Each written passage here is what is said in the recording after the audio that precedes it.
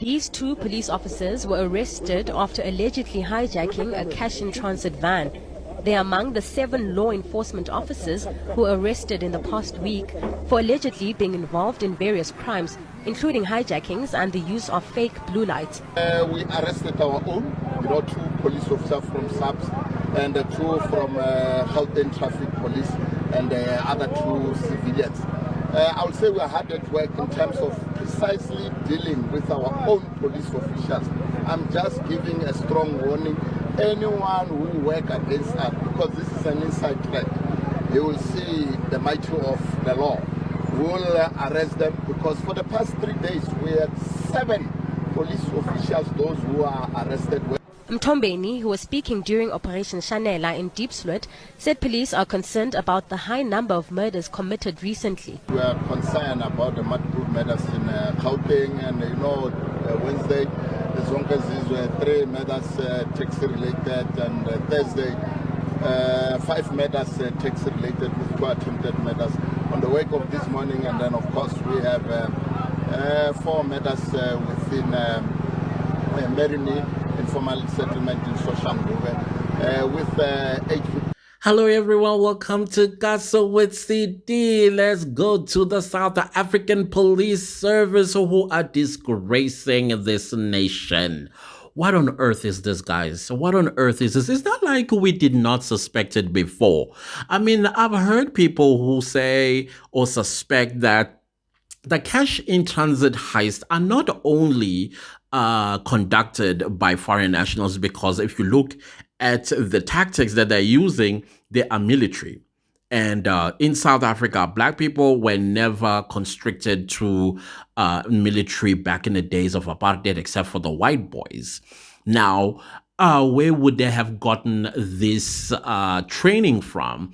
And then I've also heard very valid arguments from some other South Africans that say, yes, indeed, it's you will find that some South Africans, they met with former child soldiers from other countries, and these child soldiers, they influenced the South Africans and trained them on certain things and tactics on how to get the money. Because at the end of the day, the South Africans themselves who are in this crime want to make the money. No, making money is more like a dignified way. This is not a dignified way of making money. This is not even making money. This is stealing. This is a crime where in most cases, life is lost, unfortunately.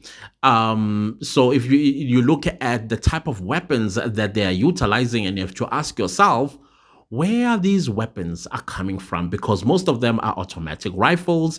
Even the police themselves say that we can't battle against people with such machinery when they have what looks like a gun to shoot birds with type of situation.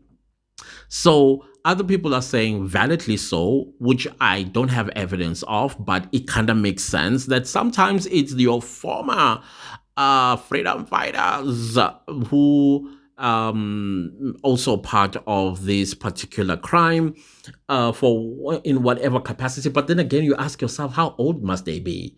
Because most of the time when we see the people that are getting arrested and raided in front of the people are young looking. At least the oldest will be 50 years old. And if you look at those former freedom fighters, they are already in their 70s, 80s, and some of them, 1 foot in the grave and 1 foot in life type of situation. So somehow I kind of, withdraw from believing that is them. However, there are those that say, oh no, active armies, South African army, whenever they're at home from Congo or wherever they come from, some ways of making money for themselves is by conducting themselves into this crime and partnering up with hardcore criminals or whatever the case might be. Sometimes they are lured by a criminal-minded person who know that there's a soldier that lives in this particular house, and they go negotiate and come up with all kinds of promises or deals, and that's when I think the weaponries come in. because these weapons, when you look at them, it's stuff that is used by the army. You know what I mean? It's stuff that is used by the army. So that means there are some arms that are smuggled out of these camps and they are sent to these people here in South Africa. And the question is, shouldn't border gates, ports of entry be looking out for things like that to protect the nation? Because we're talking here of national security, which once again, the border patrollers, they are sleeping on the job. If they are not sleeping on the job, they are getting paid to smuggle these dangerous weapons into our country where the people of South Africa are terrorized. They don't think about that. Sometimes you wonder, you let in a weapon to do this, and you forgot that you have a brother or a son or a daughter or somebody that works at Fidelity or wherever they GeForce. Is it G4S or GeForce? How do you? Yeah. Anyways, never mind. Uh, and they do this job, and you get a call that your son has been unalived by a bunch of bandits that were trying to take the money. What will cross your mind? What will cross your mind? This reminds me of the time in Kenya when Kenyans were up in arms when Ruto had upped the taxes so that they can pay China whatever the country owed, and they took to the streets. And some Kenyans unfortunately lost their lives in the hands of the police. So when the police were opening fire elsewhere, one of the police officers was also opening fire at Kenyans that were not related to him. He gets a call that your brother has been unalived by a police while he was marching. The way he was crying, people said, I'm sorry, don't feel sorry for you. So this is a sort of thing that crosses my mind sometimes. Like, do you actually realize what you just done to yourself? Have you realized what you have done for yourself for 7 silver coins, you Judas? I don't understand how they don't understand that concept of national security. When you work at Border Patrol or as a Border Patrol and you're not told about national security, that is what you're supposed to do, defend and honor the sovereignty of this country. Now, I'm not about that. Now look at the South African police services. They are now involved, which kind of like almost confirms that some of these guys are soldiers, South African soldiers. Yes, we do have the foreign nationals that are also caught amongst these people. But we must also be honest with ourselves that our own people too are involved in this heinous crime. Look at the South African police. 7 of them involved in cash in transit heists. Did you see the police officer in the camera, the dash cam? And then I'm sure these guys at the money guys, they were probably very confused. The other thing that I also want to talk to is you ladies who drive at night. This is what I teach my sister all the time. When you are driving at night and then you are blue lighted, slow down, put on the hazards. In fact, I even had a sign. I've written a whole sign for her that says, please follow me to the police station.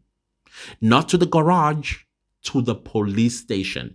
In most cases, these guys will not stop you where there is life. You know, it'll always be somewhere in the bushes or somewhere far away from the city. Tell them I'm going to drive slowly with the hazards on. Please follow me to the police station. While you are driving to the police station, dial 10111 and ask for a police van and tell them exactly where you are so that the police, they will see you flashing hazards. So they will make sure that Ozagwabo, the ones that are trying to stop you, especially when you are traveling at night, or if you are traveling and you are in an open road, slow down, put your hazards on, and tell them, please follow me to the police station. Call the police while you are at it as well, so that you are safe. All right. Now, why I'm saying this, it's because some people have gotten blue lights, which is a crime, by the way. Civilians can't have blue lights. I did see some few Niger guys. They thought having these lights that the police have. Some of these guys, they think this is a banana republic.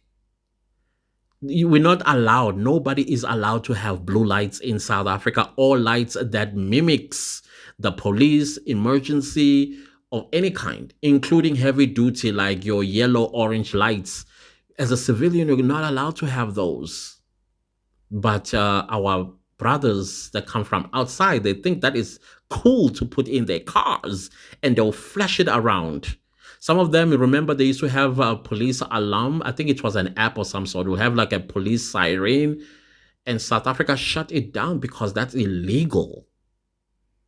So what I'm trying to say here, fellow South Africans, South African police services can really hurt you. People who swore to serve and protect us, this is what they are doing. And yeah, we must also not forget that some of these guys are on a election campaign. 2026 is here, and suddenly they are working. Once the elections are done, it's back to normal business. Anyways, I just thought, let me show you guys where your taxpayers are going and what they are doing. But we are grateful to the good police that are arresting Ozawabo.